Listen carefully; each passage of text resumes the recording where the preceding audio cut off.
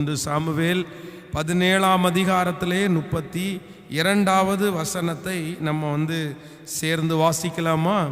தாவீது சவுலை நோக்கி, இதன் நிமித்தம் ஒருவனுடைய இருதயமும் கலங்க வேண்டியதில்லை, உம்முடைய அடியானாகிய நான் போய் இந்த பெலிஸ்தியனோடே யுத்தம் பண்ணுவேன் என்றான். இன்னொரு விசை நம்ம வாசிக்க போகிறோம். தாவீது சவுலை நோக்கி, இவன் நிமித்தம் ஒருவனுடைய இருதயமும் கலங்க வேண்டியதில்லை, உம்முடைய அடியானாகிய நான் போய் இந்த பெலிஸ்தியனோடே யுத்தம் பண்ணுவேன் என்றான். ஆண்டவருடைய பிள்ளைகளே, இந்த இடத்திலே தாவீது என்கிற தேவனுடைய மனுஷன் இந்த கோலியாத்திற்கு விரோதமாய், கோலியாத் இஸ்ரவேல் ஜனங்களுக்கு விரோதமாய் நின்று அவன் அப்படியே எல்லாரையுமே பயமுறுத்தி கொண்டிருக்கிறான். யாருமே அவனுக்கு விரோதமாக போய் அவனோடு யுத்தம் பண்றதுக்கு யாருமே முன்னாடி வரல. சவுல் ராஜாவே எல்லா இஸ்ரவேல் ஜனங்களை விட மிக உயரமான மனிதன். அந்த மனிதனே முன்னாடி போகல அப்படின்னா படையில இருக்கிற யாருமே முன்னாடி போக மாட்டாங்க. எல்லாருமே ஒதுங்கி ஒதுங்கி போகும்போது அங்கே ஒரே ஒரு மனுஷன் தாவீது என்ன பண்றான் அப்படின்னா, இல்ல ராஜாவை பார்த்து சொல்றான், ஜனங்களை அந்த கூட இருக்கிறவங்கள பார்த்து சொல்றான், யாருடைய இருதயமும் இங்கே நிற்கிற இந்த கோலியாத்தை பார்த்து கலங்க வேண்டியதில்லை, யாருடைய இருதயம் கலங்க வேண்டியதில்லை, நான் போகிறேன், உமது அடியானாகிய நான் போய் இந்த பெலிஸ்தியனோடே யுத்தம் பண்றேன் அப்படின்னு சொல்லி அத்தனை பேரும் தீர்மானம் எடுக்கும்போது, யோசித்து கொண்டிருக்கும் போது, இந்த தாவீது மட்டும் நான் யுத்தம் பண்ண போறேன்னு ஒரு தீர்மானத்தை எடுத்தான். ஆண்டவருடைய பிள்ளையே, கடன் பிரச்சனையிலிருந்து வெளியே வருவதற்கு இன்றைக்கு 3வது நாள் ஆண்டவர் நம்மோடு பேசுகிற ஒரு மிக முக்கியமான வார்த்தை என்ன அப்படின்னா, நீங்க எல்லாருமே ஒரு தீர்மானம் எடுத்தே ஆக வேண்டும். அந்த தீர்மானம் எடுக்காவிட்டால் அவ்வளோ பெரிய கோலியாத் என்கிற அந்த கடனை ஆண்டவருடைய பிள்ளைகள் ஜெயிக்கவே முடியாது. நான் முன்பிலிருந்து சொல்லுகிறேன், கோலியாத் என்கிறது உங்களுக்கு முன்பாக நிற்கிற பிரச்சனை, உங்களுக்கு முன்பாக நிற்கிற கடன். தாவீது என்கிறது நீங்களாக வைத்துக் கொள்ளுங்கள். இப்போ தாவீதிற்கு முன்பாக, இல்லைன்னா இஸ்ரவேல் ஜனங்களுக்கு முன்பாக கோலியாத் என்கிறவன் வந்து நிற்கிறான். அந்த கடன் என்கிற ஒரு பெரிய பிரச்சனை நிக்குது. ஆனா அந்த பிரச்சனையோட போராடுறதற்கு, அந்த பிரச்சனையோட நிற்கிறதற்கு யாருமே தீர்மானம் எடுக்கல. ஆனா தாவீது என்கிற ஒரு மனிதன், தேவனுடைய பிள்ளை, தீர்மானம் எடுத்தான். நான் உன்னோடு யுத்தம் பண்ண வருகிறேன் என்கிற தீர்மானம். ஸோ இன்றைக்கு ஆண்டவருடைய பிள்ளைகளே, நீங்கள் கடனிலிருந்து வெளியே வருவதற்கு நீங்க ஒரு முக்கியமான தீர்மானம் எடுக்கணும். அது என்ன தீர்மானம் அப்படின்னா, நான் இனி கடன் வாங்க மாட்டேன் என்கிற ஒரு தீர்மானம் நீங்க எடுக்கணும். எவ்வளோ பெரிய பிரச்சனை வேணாலும் வரலாம், எவ்வளோ பெரிய சூழ்நிலை வேண்டும் என்றாலும் எனக்கு வரலாம், எத்தனை வந்தாலும் நான் இனி கடன் வாங்க மாட்டேன் என்கிற தீர்மானத்தை நீங்க எடுக்காட்டா கடனிலிருந்து நீங்க வெளியே வரவே முடியாது. அதான் நான் சொல்லுகிறேன், ஆண்டவருடைய பிள்ளைகளே, ஒரு குழியை நீங்கள் தோண்டி விட்டீர்கள், ஒரு பள்ளத்தை நீங்க தோண்டியாச்சு.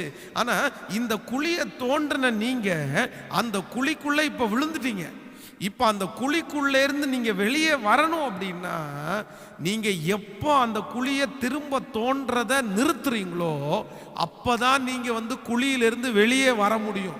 ஆனா இன்னைக்கு நிறைய பேர் செய்யற ஒரு மிகப்பெரிய தவறு என்னன்னா, கடன் என்கிற குழிக்குள்ளே விழுந்தாச்சு, கடன் என்கிற குழிக்குள்ளே குதிச்சிட்டாங்க. ஆனா அந்த குழிக்குள்ளே இருந்து கொண்டு திரும்ப திரும்ப தோண்டிட்டே இருக்கிறாங்க. நான் சொல்றேன், திரும்ப திரும்ப தோன்றுனீங்கன்னா அந்த குழி இன்னும் ஆழமா தான் போகுமே தவிர நீங்க வெளியே வருவதற்கு இன்னும் அதிகமான காலதாமதம் எடுக்கும். ஸோ கடனிலிருந்து வெளியே வரணும்னு விரும்புறீங்களா? இனி நான் கடனில் வாழக்கூடாதுன்னு விரும்புறீங்களா? நீங்க எடுக்க வேண்டிய மிகப்பெரிய ஒரு தீர்மானம் என்ன அப்படின்னா, இனி நான் கடன் வாங்க மாட்டேன் என்கிற ஒரு தீர்மானத்தை நீங்க எடுக்கல அப்படின்னா நீங்க வெற்றி அடைய முடியவே முடியாது. கிரெடிட் கார்டு, இப்படிப்பட்ட கடன் வாங்குகிற கார்டுகளை கையில் வைக்கிறத முதல்ல விட்டுருங்க.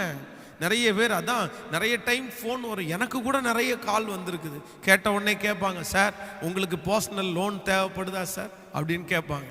இன்னும் நிறைய பேர் கேட்பாங்க, உங்களுக்கு கிரெடிட் கார்டு வேணுமா? பெரிய ஏதாவது கடைகளில் நம்ம பொருள் வாங்க போகும்போது அங்கேயே கியூவில் 4 பேர் நிற்கிறாங்க, கார்டை வச்சுட்டு நிற்கிறாங்க. நிறைய பேர் பாருங்க, அந்த பர்ஸில் வந்து ஒரு 10 கார்டை வச்சிருக்கிறத பெருமையாக நினைக்கிறாங்க. அந்த 10 கார்டும் கடன் கார்டு.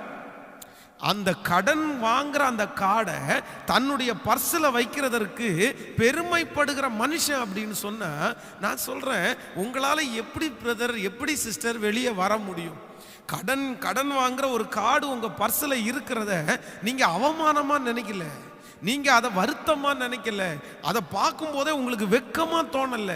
இன்னைக்கு நிறைய பேருக்கு கிரெடிட் கார்டு வச்சிருக்கிறது, இன்னும் நிறைய கார்டு இருக்கு, எனக்கு இந்த பேரெல்லாம் தெரியாது, இந்த கார்டை வச்சிருக்கிறத அவங்க பெருமையா தான் நினைக்கிறாங்களே தவிர அதை கஷ்டமா நினைக்கல. நான் சொல்றேன், அந்த கடன் என்கிற கார்டை நீங்க பெருமையா நினைக்கிற வரைக்கும் நீங்க அதுல இருந்து வெளியே வர முடியாது. நீங்க அதை அவமானமா நினைச்சுக்குங்க, அதை வந்து மனசுக்கு கஷ்டமாய், கடன் வாங்குற ஒன்றை அவமானமாய் நீங்கள் நினையுங்கள்.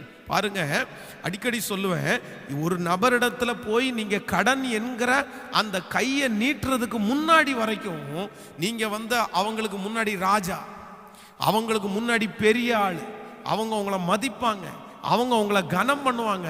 ஆனா கடன் என்கிற ஒன்றை அவர்களிடத்துல என்னைக்கு நீங்க கை நீட்டி காசு வாங்குறீங்களோ, வேதம் சொல்லுகிறது, கடன் வாங்கினவன் கடன் கொடுத்தவனுக்கு அடிமை. அடிமை. நீங்க கை நீட்டி காசு வாங்கிட்டீங்க அப்படின்னா அவங்களுக்கு நீங்க அடிமையா மாறிடுறீங்க. சோ அடிமையாய் மாறுகிற ஒன்றை நீங்கள் சந்தோஷமா எடுக்கிறது தவறு. ஆண்டவருடைய பிள்ளைகளை, இந்த ஜெபத்தில் இருக்கிற எல்லாருமே இன்றைக்கு 3வது நாள் ஒரு தீர்மானத்தை எடுங்க. ஆண்டவரே, நான் இனி கடன் நான் வாங்க மாட்டேன். ஆண்டவரே, எனக்கு அதற்காக உதவி செய்யும். அது நல்லதா இருந்தாலும் சரி, கெட்டதா இருந்தாலும் சரி, அது எவ்வளோ பெரிய பிரச்சனைகள் எனக்கு வந்தாலும் சரி, ஆனால் நான் இனி கடன் வாங்க மாட்டேன் என்கிற ஒரு தீர்மானத்தை ஆண்டவருடைய பிள்ளைகள் எப்ப எடுக்கிறீங்களோ அப்பவே நீங்க வெளியே வருவதற்கு ஒரு படியை நீங்க எடுத்து வச்சிட்டீங்கன்னு அர்த்தம். அதான் ஒருத்தர் பழமொழி சொல்லும்போது ரொம்ப அழகா சொல்லுவாரு, உலகத்தில் காண துடிக்கும் ஒவ்வொரு மாற்றமும் முதலில் உன்னில் உருவாகட்டும். அப்போ நீங்க ஒரு மாற்றத்தை உங்க வாழ்க்கையில பார்க்கணும்னு நினைச்சீங்கன்னா அந்த மாற்றம் முதலில் உங்களுக்குள்ள உருவாகணும். உங்களுக்குள்ள அந்த மாற்றம் உருவாகாவிட்டால் நிச்சயமா அந்த மாற்றத்தை நீங்க வந்து பெற்றுக்கொள்ள முடியாது. அந்த கடன் வாங்க போகும்போது நீங்க டெய்லி காலையில உங்க மனசு இன்னைக்கு கடன் வாங்கலாம் அப்படின்னு நினைக்கும் போது, இன்னைக்கு ஒரு நாள் மட்டும் நான் கடன் வாங்க மாட்டேன்னு தீர்மானம் எடுங்க. இன்னைக்கு ஒரு நாள் முழுக்க நான் யாரிடத்திலும் கடன் வாங்க மாட்டேன். அடுத்த நாள் காலையில எழும்பி இதே போல சொல்லுங்க, நான் இன்னைக்கு ஒரு நாள் மட்டும் யாரிடத்திலும் கடன் வாங்க மாட்டேன். இந்த வாரம் முழுக்க யாரிடத்திலும் கடன் வாங்க மாட்டேன். இந்த வாரம் முழுக்க, இந்த மாதம் முழுக்க யாரிடத்திலும் கடன் வாங்க மாட்டேன் அப்படின்னு ஒரு தீர்மானம் எடுங்க. சின்ன சின்ன மளிகை கடையில கூட வைக்கிற கடனை கூட ஆண்டவருடைய பிள்ளைகள் கடன் வாங்கக்கூடாது. காசு இருந்தா ஜாமான் வாங்கணும், காசு இல்லை அப்படின்னா ஜாமான் வாங்கக்கூடாது. நிறைய பேருக்கு அதெல்லாம் ஒரு பெரிய விஷயமாவே தெரிகிறது இல்லை. பாருங்க, மளிகை கடையில் காசு இல்லாம தான் போவாங்க. காசு இல்லாம பொருளை போய் எடுத்து வச்சுட்டு பில்லு அப்புறம் அது கடைசியில் பார்த்தீங்க அப்படின்னா ஒரு மிகப்பெரிய தொகையாக வந்து நிற்கும். அப்போதான் குழம்பிப்பாங்க, ஐயோ இவ்வளோ பணமா, இவ்வளோ ஆச்சா அப்படின்னு சொல்லி அதற்கு பிறகு ரொம்ப வருத்தப்படுவாங்க. சிலர் கடன் வாங்குறத குறித்து அவங்க வெட்கமே பட மாட்டேங்கிறாங்க. அது அவங்களுக்கு தப்பா நினைச்சுக்காதீங்க, நிறைய பேருக்கு கேவலமாவே தெரியல. அது எப்படி பிள்ளைகளே, நீங்க இருக்கிற பொசிஷன் என்ன, ஆண்டவர் உங்களை வச்சிருக்கிற சூழ்நிலை என்ன, கடன் கேட்கறது உங்களுக்கு தப்பா தெரியலையா? இல்லைன்னா கடன் வாங்குறத நீங்க வந்து அவமானமா நீங்க நினைக்காம இருக்கிறீங்களா? அவமானம் எப்படி உங்களுக்கு அப்படி அவமானமா தோணாம இருக்குது? ஸோ மிக மிக அவசியமான ஒன்று, கடலிருந்து ஒரு தேவனுடைய பிள்ளை வெளியே வர்றதுக்கு நீங்க வெளியே வரணும்னு நினைச்சீங்கன்னா தயவு செய்து அதை நிப்பாட்டிங்க. உடனே நிறைய பேர் சொல்லுவீங்க, பாஸ்டர் எப்படி பாஸ்டர் முடியும், என்னால் இனி வாங்காமல் இருக்கவே முடியாது, நான் இங்கேருந்து பணத்தை வாங்கி இதில் போட்டாதான் இதில் ஒரு லாபத்தை பார்த்து எனக்கு இந்த கடனை முடிக்க முடியும். நான் சொல்கிறேன், அப்படிப்பட்ட நீங்கள் பணத்தை கடனை வாங்கி போட்டு அதை கொண்டு போய் நீங்கள் விற்று அதில் வர்ற பணத்தை கொண்டு போய் நீங்கள் கடன் கட்ட வேண்டிய அவசியம் இல்லை. நீங்கள் உழைச்சி சம்பாதிங்க. இல்லை அப்படின்னா உங்களுடைய மூளை, உங்களுடைய உழைப்பு, உங்களுடைய மூளை மிக அவசியமான ஒன்று. கடின உழைப்பு இல்லாத ஒரு மனுஷன் கடன்ல இருந்து வெளியே வர முடியாது. கடினமா நீங்க உழைங்க, ராத்திரி பகலாக நீங்கள் நல்ல ரெஸ்ட் எடுத்துட்டு, ரெஸ்ட் டைம் கொடுத்துட்டு மற்ற நேரங்களில் நிறைய நீங்க உழைச்சிருங்க. உழைச்சு அதை ஞானத்தோடு உழைத்து நீங்கள் அந்த கடனை கட்டணுமே தவிர இன்னொரு இடத்துல இருந்து கடனை வாங்கி போட்டு லாபத்தை கொண்டு வரணும் அப்படின்னு நீங்கள் நினைக்கக்கூடாது. நான் அடிக்கடி சொல்லுவேன், இன்வெஸ்ட்மெண்ட் தொழில் ஆரம்பிக்கிறவர்கள், தொழில் செய்கிறவர்கள், நீங்கள் ஒரு தொழிலை தொடங்கணும்னு நினச்சிங்கன்னா, ஒரு தொழிலை நீங்கள் ஆரம்பிக்கணும்னு நினச்சிங்கன்னா அதனுடைய ஃபஸ்ட்டு இன்வெஸ்ட்மெண்ட் எதாக இருக்கணும் அப்படின்னா, ஃபஸ்ட்டு கர்த்தர், அதற்கு பிறகு உங்களுடைய உழைப்பு, உங்களுடைய மைண்டு தான் இருக்கணுமே தவிர ஃபஸ்ட்டு இன்வெஸ்ட்மெண்ட்டு பணமாக இருக்கவே கூடாது. நிறைய பேர் உங்கள்கிட்ட இருக்கிறதுனா பரவாயில்ல, சிலர் தொழில் ஆரம்பிக்கும் போது பார்த்துட்டீங்க அப்படின்னா யாரோ ஒருத்தரிடத்துல கடனை வாங்கி கொண்டு போய் அந்த கடனை வாங்கி கொண்டு போய் அந்த தொழிலில் கொண்டு போய் இறக்குவாங்க, பணத்தை கொண்டு போய் போடுவாங்க. அவங்க கடின உழைப்பு இருக்காது, வந்தோடனே ஆடம்பரம் பயங்கரமாய் அதில் இன்வெஸ்ட்மெண்ட் பண்ணி அப்படி இப்படி இல்லை. ஃபஸ்ட்டு இன்வெஸ்ட்மெண்ட்டு உங்களுடைய கடினமான உழைப்பும் உங்களுடைய ஞானமும். அது இருந்தாதான் அந்த பிஸ்னஸ் மிகப்பெரிய வெற்றியாய் அடையும்.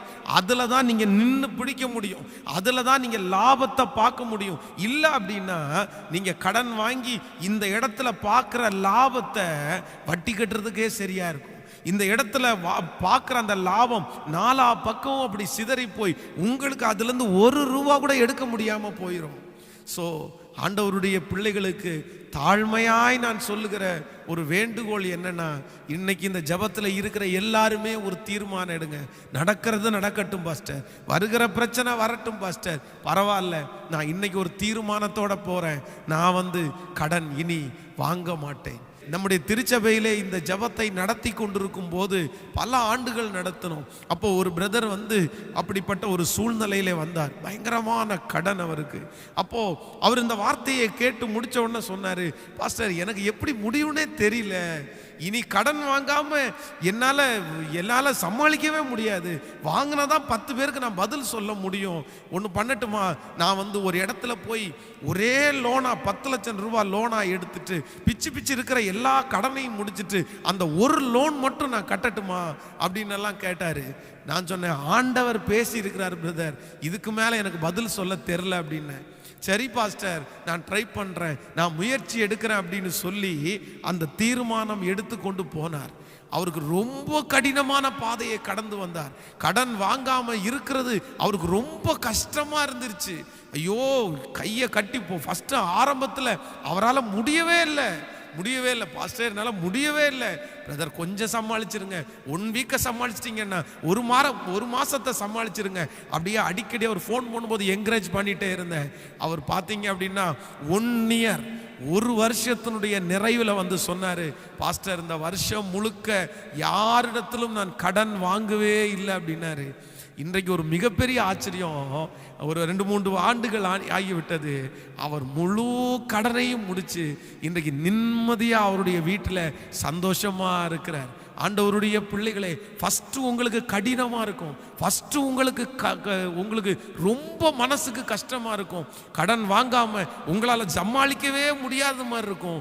ஆனால் நீங்கள் இதிலிருந்து வெளியே வந்துட்டீங்கன்னு வைங்க, அதன் மூலமாய் வருகிற சந்தோஷம், அதன் மூலமாய் வருகிற சமாதானம், அதன் மூலமாய் வருகிற செழிப்பை நீங்கள் பார்க்கும்போது ரொம்ப சந்தோஷப்படுவீங்க. ஐயோ, உங்களுக்கு அவ்வளோ மகிழ்ச்சியாக இருக்கும். அதனால அந்த சந்தோஷத்தை பார்க்கணும்னு நீங்கள் ஆசைப்பட்டீங்க அப்படின்னா ஆண்டவர் உங்களுக்கு ஹெல்ப் பண்ணுவார், ஆண்டவர் உங்களுக்கு உதவி செய்வார். ஆனால் நீங்கள் தீர்மானம் எடுக்காம ஆண்டவர் உங்களுக்கு உதவி செய்யவே முடியாது. ஆண்டவரை பொறுத்த அளவில் தேவனுடைய பிள்ளைகளிடத்திலே இந்த தீர்மானத்தை ஆண்டவர் ரொம்ப அதிகமாக பார்க்குறாரு. அதான் நீங்க ஒரு அடி எடுத்து வச்சா உங்களுக்காக ஆண்டவர் 10 அடி எடுத்து வைக்கிறவர். ஆனா நீங்க முயற்சியே எடுக்காட்டா நிச்சயமா ஆண்டவர் உங்களுக்காக எதையுமே செய்ய முடியாது. அதான் வாஞ்சையின் அளவுதான் வரங்களின் அளவு. நீங்க எவ்வளவு தூரம் முயற்சி எடுக்கிறீங்களோ அதுதான் உங்க வாழ்க்கையினுடைய வெற்றி. நீங்கள் ராஜாக்களின் புஸ்தகத்தில் வாசிக்கும் போது ஒரு சகோதரி தீர்க்கதரிசியினிடத்தில் சொல்லுகிறார், இந்த மாதிரி என்னுடைய கணவனார் கடன்பட்டார் அப்படின்னு. உடனே அந்த சகோதரி இடத்துல ஊழியக்காரர் சொல்லுகிறார், சரி நீ வீட்டுக்கு போய் உனக்கு இருக்கிற எண்ணெயை நிறைய வெறும் பாத்திரங்களில் ஊற்று, அந்த வெறும் பாத்திரங்களில் ஊற்றிட்டு அதை எடுத்து வித்துடலாம் அப்படின்னு சொல்றாருல்ல. நீங்க வேதத்தில் வாசி பார்த்தீங்கன்னா தெரியும், ரொம்ப அழகா இருக்கும். இந்த சகோதரி அதே போல போய் அநேகம் வெறும் பாத்திரத்துல பக்கத்து வீட்டில் இருக்கிற நிறைய பாத்திரத்தை வாங்கி எல்லாத்தையும் ஊத்தியாச்சு. இப்போ என்ன வந்துட்டே இருக்குது, என்ன இல்லைன்னா பாத்திரம் இல்லை. உடனே அவருடைய மகனை பார்த்து கேட்கிறாரு, எப்பா இனியும் ஒரு பாத்திரம் இருந்தா கொண்டு வான்னு சொல்லும் போது அவனுடைய மகன் சொல்லுவான், இல்லம்மா வேற பாத்திரம் எதுவுமே இல்லை, பாத்திரம் முடிஞ்சிருச்சு. அடுத்த வசனத்துல வாசிக்கும் போது வேதம் சொல்லுது, பாத்திரம் இல்லைன்ற அடுத்த வார்த்தை கேட்கும் போது எண்ணெய் நின்று போயிருச்சு. பாத்திரம் இல்லைன்னா எண்ணெய் நின்றும். அப்போ உங்களுக்கு வாஞ்ச இல்லை அப்படின்னா உங்களுடைய ஆசீர்வாதத்தை பெற்றுக்கொள்ள முடியாது. நீங்க தீர்மானம் எடுக்காம நீங்க ஆசீர்வாதத்தை பெற்றுக்கொள்ள முடியாது. எஸ்தர் ராஜாத்தியை குறித்து வேதத்தில் வாசிக்கிறோம். இஸ்ரவேல் ஜனங்களுக்கு ஒரு மிகப்பெரிய பிரச்சனை நடந்துட்டு இருக்கு, யூத ஜனங்களுக்கு. இப்ப என்ன பண்றதுன்னே தெரியல. ராஜா கையெழுத்து வச்சாகி விட்டது, இதை மாத்துறதுக்கு என்ன பண்றது? அந்த நேரத்தில் அந்த எஸ்தர் ஒரு தீர்மானம் எடுக்கிறார், இவ்விதமாய் நான் சட்டத்தை மீறி ராஜாவினிடத்தில் பிரவேசிப்பேன், நான் செத்தாலும் சாகிறேன் என்கிற அந்த தீர்மானம் எடுத்தாங்க பாருங்களேன். அந்த தீர்மானத்தில் ஆண்டவருடைய கரம் இருந்துச்சு. இன்னைக்கு தீர்க்க தரிசனமான வார்த்தை சொல்றேன், ஆண்டவருடைய பிள்ளையே, ஆண்டவருக்கு ரொம்ப பிடிச்சது என்ன அப்படின்னா நீங்க தீர்மானம் எடுக்கிறது. அதான் கலப்பையின் மேல் தன் கையை வைத்து பின்னிட்டு பார்க்கிற எவனும் தேவனுடைய ராஜ்யத்திற்கு தகுதி உள்ளவன் அல்ல. நான் என்னுடைய ஊழிய காலத்தில் என் வீட்டை விட்டு 20 ஆண்டுகளுக்கு முன்பாய் கிளம்பும் போது என்னுடைய வீட்டிலே இருக்கிற நிறைய பேர் சவால் விட்டார்கள், என்னை சுற்றி இருக்கிற நிறைய நண்பர்கள் சவால் விட்டார்கள், நீ போயிட்டு திரும்பி வருவடா, நீ போயிட்டு திரும்பி நிற்க மாட்டடா ஊழியத்தில், என்னென்னமோ சொன்னாங்க. ஆனா நான் அங்கிருந்து எடுத்த ஒரே ஒரு தீர்மானம் என்ன அப்படின்னா, செத்தா கூட இந்த ஊழியத்தில் தான் சாவேனே தவிர ஊழியத்தை விட்டு திரும்பி மட்டும் நான் வரமாட்டேன் அப்படின்ற ஒரு தீர்மானத்தை இன்று வரையிலையும் எத்தனையோ போராட்டத்தின் மத்தியிலையும் அந்த தீர்மானத்தை காப்பாற்ற ஆண்டவர் எனக்கு கிருபையாய் பலன் தந்தார்.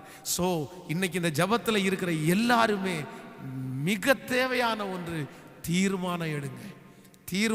ஆண்டவரே நான் இனி அந்த வாங்க மாட்டேன் ஆண்டவரேன்னு தீர்மானம் எடுங்க. ஆனா ஆண்டவருடைய பிள்ளைகளே, இந்த தீர்மானம் எடுக்கும்போது உங்களுக்கு நடக்க போகிற 3 விதமான சூழ்நிலைகள் இல்லைன்னா 3 விதமான பிரச்சனைகளை குறித்து இன்றைக்கு உங்களோடு சொல்லுகிறேன். இந்த தீர்மானம் எடுத்த உடனேயே இந்த 3 காரியத்தையுமே நீங்க சந்திப்பீங்க.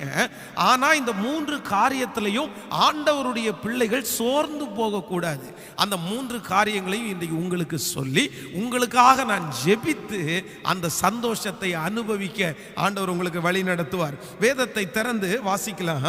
நீங்கள் 1 சாமுவேலின் புஸ்தகம் 17ஆம் அதிகாரத்திலே 28வது வசனத்தை நம்ம வாசிக்க போகிறோம். 1 சாமுவேல் 17ஆம் அதிகாரம் 28வது வசனத்தை நம்ம வாசிக்கும் போது, அந்த மனுஷரோட அவன் பேசி கொண்டிருக்கிறதை அவன் மூத்த சகோதரனாகிய எலியாப் கேட்டபோது அவன் தாவீதின் மேல் கோபம் கொண்டு, நீ இங்கே வந்தது என்ன?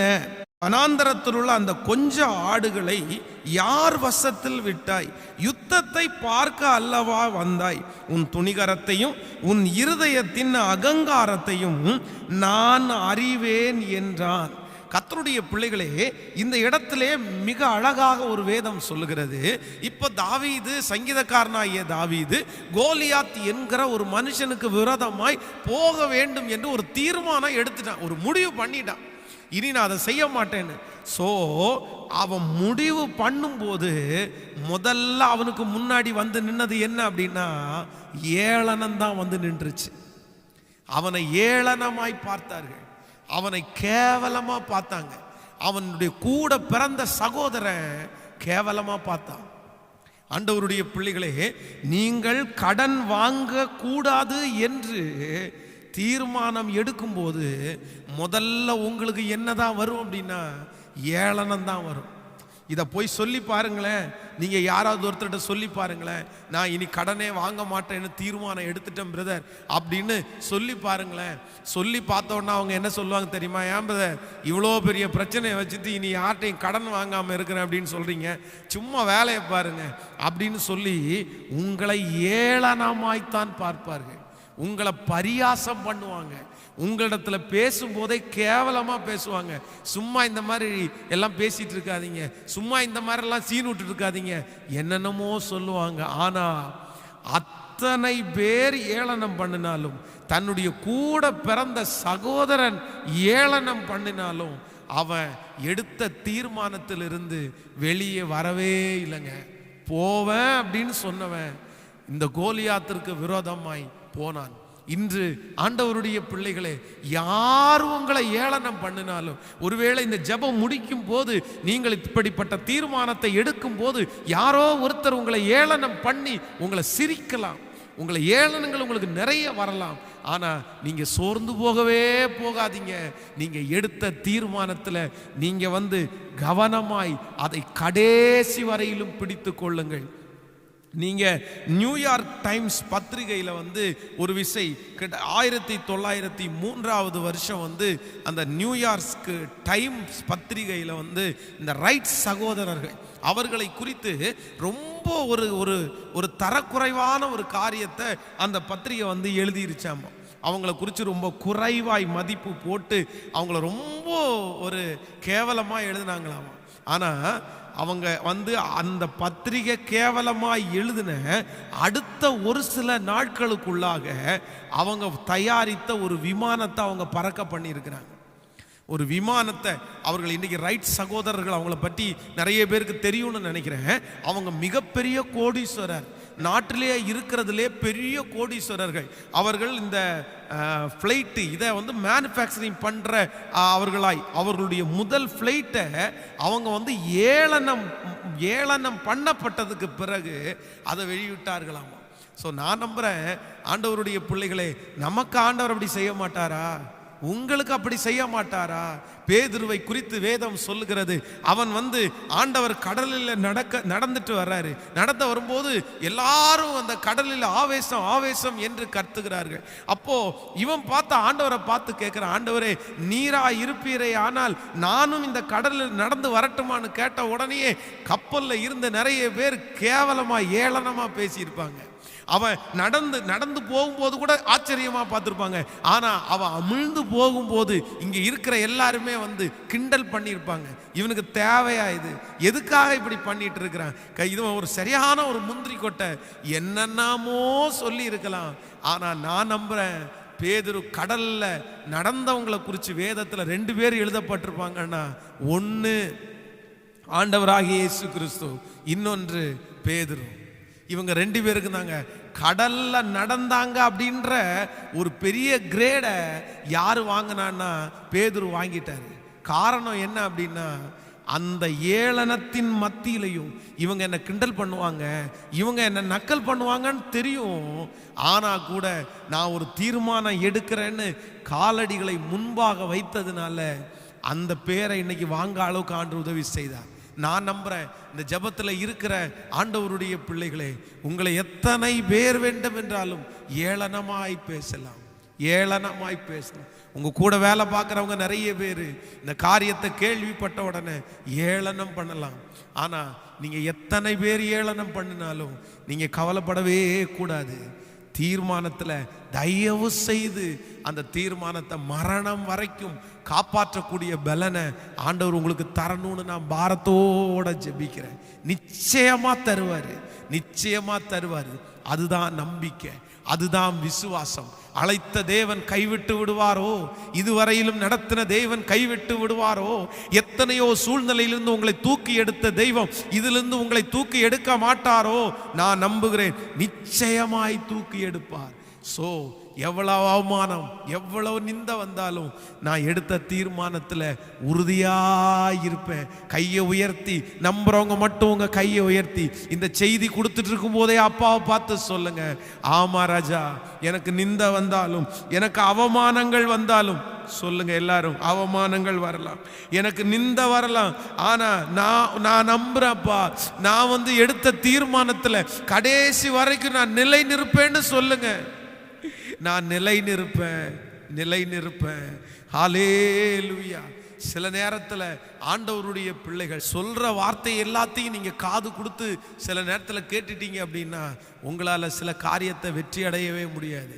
அதனால அவங்க எவ்வளோ ஏளனம் பண்ணினாலும் காதை அப்படியே அடைச்சிட்டு, என் மீட்பர் உயிரோடு இருக்கிறார், நான் விசுவாசிக்கிற தேவன் இன்னார் என்று அறிவேன், அவருக்கு விடுதலை கொடுக்க வல்லவராய் இருக்கிறார். ஆமேன் சொல்லுங்கள்.